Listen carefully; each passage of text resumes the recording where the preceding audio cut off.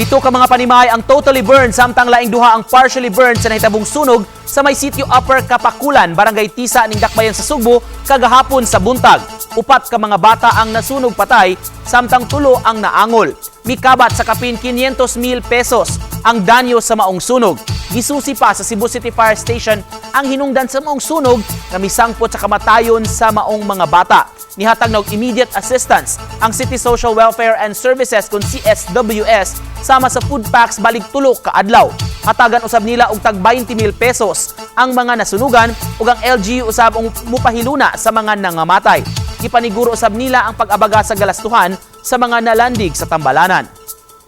Kaning sa atong mga totally born nga balay, makahatag tag 20,000 kada pamilya, ang sharer o ang renter ang 10,000 each, ug lain po to ang financial assistance sa atong nakalas nga kinabuhi sa mga bata o sa katong naapod ang katong na born nga mga ginikanan. Base sa assessment sa attending doctor, they are in stable condition. Pero ang duha ka magdiayon ang ginikanan sa usa sa namatay, 30% degree ang sunog niya.